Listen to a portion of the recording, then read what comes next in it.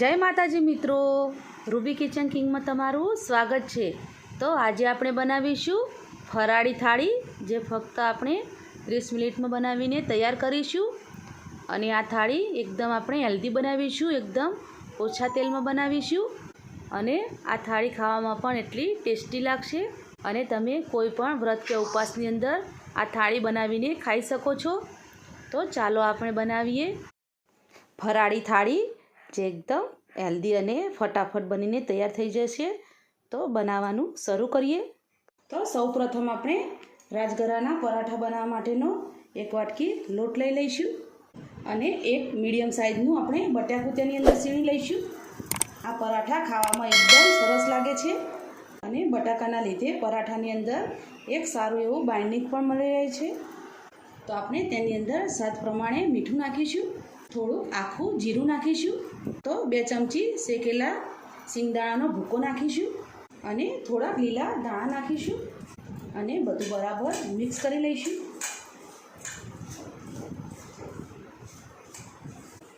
આ પરાઠા ખાવામાં એકદમ સરસ લાગે છે। તો હવે આપણે જરૂર પ્રમાણે થોડું થોડું પાણી નાખીશું અને લોટને સરસ કઠણ બાંધી લેવાનો। તો લોટ આપણો એકદમ સરસ આ રીતના બંધાઈ ગયો છે। તો હવે આપણે તેને ફક્ત 5 જ મિનિટ માટે ઢાંકીને મૂકી દઈશું। ત્યાં સુધી આપણે કેળાની ટિક્કી બનાવી લઈએ। કેળાની ટિક્કી બનાવવા માટે આ રીતના 2 કેળા લઈ લઈશું।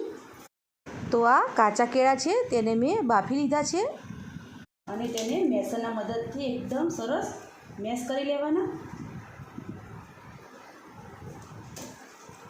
કેળાને એકદમ સરસ મેશ કરી લીધા છે। તો હવે આપણે તેની અંદર શેકેલા સિંગદાણાનો ભૂકો નાખીશું, 4 ટેબલસ્પૂન જેટલો નાખીશું। 1 ટેબલસ્પૂન આપણે આદુ અને લીલા મરચાંની પેસ્ટ નાખીશું। આપણે અડધી ચમચી જેટલો કાળા મરીનો પાવડર નાખીશું, અડધી ચમચી શેકેલા જીરાનો પાવડર નાખીશું, સ્વાદ પ્રમાણે મીઠું નાખીશું અને ઉપરથી લીલા ધાણા નાખીશું। લીલા ધાણા તમે તમારા ટેસ્ટ મુજબ વધારે કે ઓછા નાખી શકો છો। અને હવે બરાબર બધું મિક્સ કરી લઈશું। આપણે તેને લોટ બાંધીએ એ રીતના બાંધી લઈશું અને આપણે થોડો પિંચ જેટલો ચાટ મસાલો નાખીશું અને બધું બરાબર મિક્સ કરી લઈશું। તો આ રીતના એકદમ સરસ આપણે લોટ જેવું બાંધી લીધું છે। તો તેની અંદરથી આપણે ટિક્કી બનાવીશું। તમે આની અંદર બાઇન્ડિંગ માટે રાજગરાનો લોટ 1 ચમચી અને સિંગોળાનો લોટ પણ 1 ચમચી લઈ શકો છો। તો આપણે ટિક્કી બનાવી લઈશું। તો આપણે આ રીતના બધી ટિક્કી બનાવી લઈશું। તમે જે સાઈઝની તમારે જોઈતી હોય, તમારી જોડમાં મોલ્ડ હોય તો તમે એ રીતના પણ બનાવી શકો છો।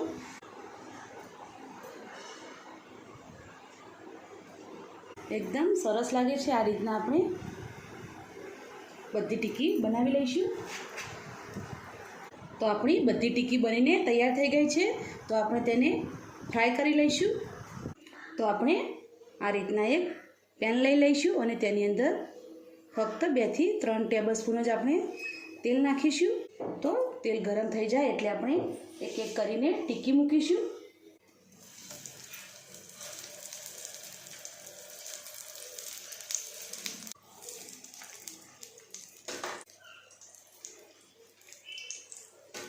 તમે ટિક્કીને સેલો ફ્રાય પણ કરી શકો છો અને તેને તળી પણ શકો છો। તો ટિક્કીને આપણે એક સાઈડમાં સરસ એવી ચડી ગઈ છે, તો આપણે તેને બીજી સાઈડમાં આ રીતના ફ્રાય કરીશું।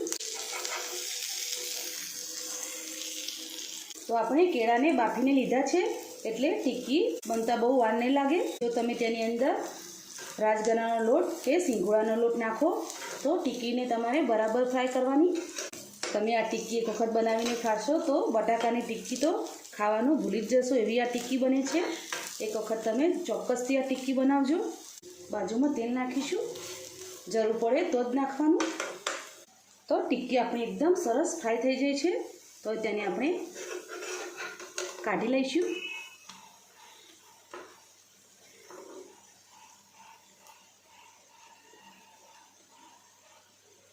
આ રીતના ગોલ્ડન બ્રાઉનની થાય એટલે ટિક્કીને આપણે કાઢી લેવાની। તો આપણી ટિક્કી ફ્રાય થઈ ગઈ છે। તો આપણે તે જ પેનની અંદર આપણે થોડું તેલ નાખીશું આ થાળી આપણે એ રીતના બનાવીશું તો આપણા વાસણ પણ વધારે બગડે નહીં અને આપણી ફરાળી થાળી એકદમ સરસ બનીને તૈયાર થઈ જાય. તો તેલ ગરમ થઈ ગયું છે, તેની અંદર આપણે જીરું નાખીશું. તો જીરું થઈ ગયું છે, તેની અંદર આપણે આદુ મરચાંની પેસ્ટ નાખી દઈશું. તમે ઝીણા સમારેલા મરચાં પણ નાખી શકો છો,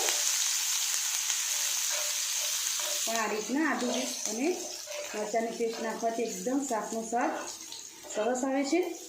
અને 2 મીડિયમ સાઇઝના મેં બટાકાને બાફી લીધા છે, તો આપણે તે નાખી દઈશું. અડધી ચમચી જેટલો શેકેલા જીરાનો પાવડર નાખીશું. અડધી ચમચી આપણે કાળા મરીનો પાવડર નાખીશું. અડધીથી ઓછી આપણે ચાટ મસાલો નાખીશું. તમે લીંબુનો રસ પણ નાખી શકો છો. બધું બરાબર મિક્સ કરી લઈશું. સ્વાદ પ્રમાણે આપણે મીઠું નાખીશું અને 2 ચમચી જેટલો શેકેલા સિંગદાણાનો ભૂકો નાખીશું. બધું બરાબર મિક્સ કરી લેવાનું. તો આપણે લીલા ધાણા નાખી દઈશું. બટાકાની સૂકી ભાજી એકદમ સરસ બનીને તૈયાર થઈ ગઈ છે. તો હવે આપણે ભાજીમાં ખાવા માટેના પરાઠા બનાવી લઈશું. તો લોટ એકદમ સરસ સેટ થઈ ગયો છે, તો હવે આપણે પરાઠા બનાવી લઈશું.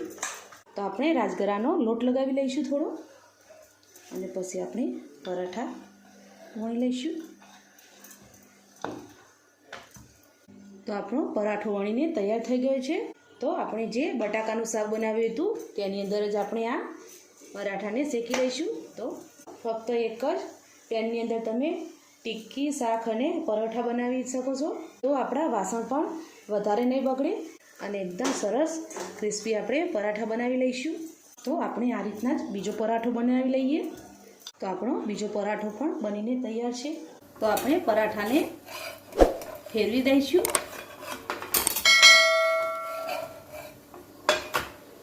એકદમ સરસ એક સાઈડમાં ચડી ગયો છે. અડધી ટેબલ સ્પૂન જેટલું આપણે પરાઠા ઉપર તેલ લગાવીશું.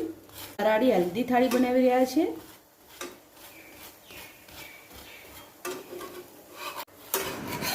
તો આ રીતના એકદમ સરસ બંને બાજુમાંથી ક્રિસ્પી પરાઠા શેકી લેવાના. તો આપણા બધા પરાઠા શેકાઈને તૈયાર થઈ ગયા છે. તો હવે આપણે થાળીને સર્વ કરી લઈશું. તો આપણા રાજગરાના પરાઠા, બટાકાની સૂકી ભાજી અને કેળાની ટિક્કી બનીને તૈયાર થઈ ગઈ છે.